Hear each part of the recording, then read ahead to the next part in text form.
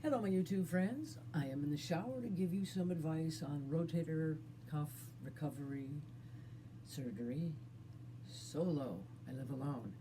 Can't do this by yourself first 3 days. You have to have somebody help you, but I'm going to give you some advice to help take care of yourself when your help has disappeared.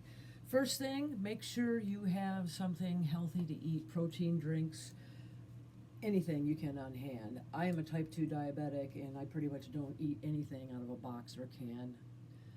Um, Try to have whole foods, but peeling vegetables, not going to happen. So I lived on this. I don't know where I got it. My sister and I went shopping the day before surgery.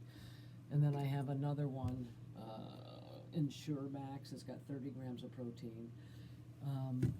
Also, get a stool softener. Stay ahead of your pain. For me, I'm not a doctor or a nurse, or I'm not giving you medical advice. I'm telling you what I did. I can take the Oxy, 5 milligrams that was prescribed every 6 hours, or I can take Tylenol every 6 hours.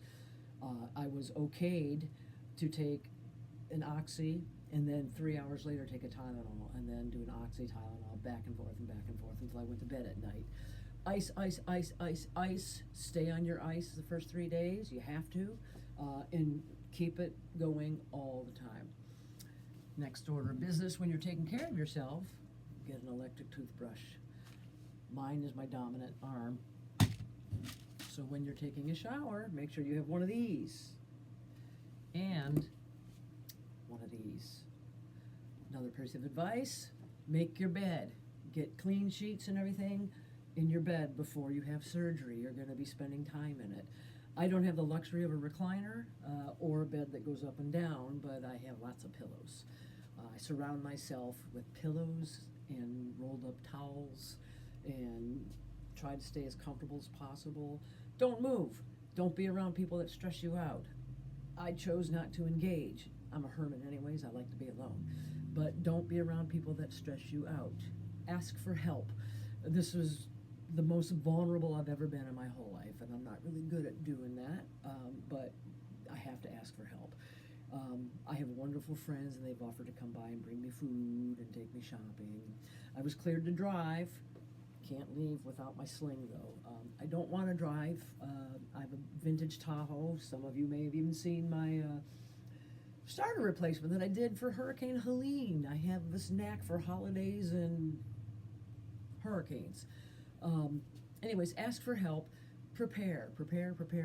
You're not going to be able to do much of anything, and the best thing you can do for yourself is binge watch something. 8 seasons worth minimally. I recommend Mom. My sister turned me onto that. I laughed and laughed and laughed. Pick your movie, but 8 seasons worth I think should be enough to get you to your 10-day follow-up. Ice, ice, ice. Take it easy, make easy foods, take your stool softener, stay ahead of the pain, and just relax. It's all going to be good. I did all the above. I didn't do anything. I was lazy, and I'm a high-strung woman. I've got projects that I want to be doing, should be doing, need to be doing. Take it easy on yourself. So if it hurts, don't do it. Don't do anything. I was allowed to take my sling off when I'm at home. I took it off to take a shower. Not really feeling good about that. It didn't feel bad, but again, keep it in the sling. Don't overdo it, and ask for help, because it's really hard living alone and then reaching out for help when you need it. But just plan. But the first 3 days are critical, and definitely do your physical therapy. I'm not there yet. I was 2 weeks post-op yesterday. So, another thing, I modified my sling with parts from the cheap sling I got. You might want to keep that, though. When you do take a shower, it's helpful to have that one you can get wet, and I just dangle it off my shower to let it dry. And if I think of something else, I'll make another follow-up video, but be gentle with yourself. Be gentle with yourself.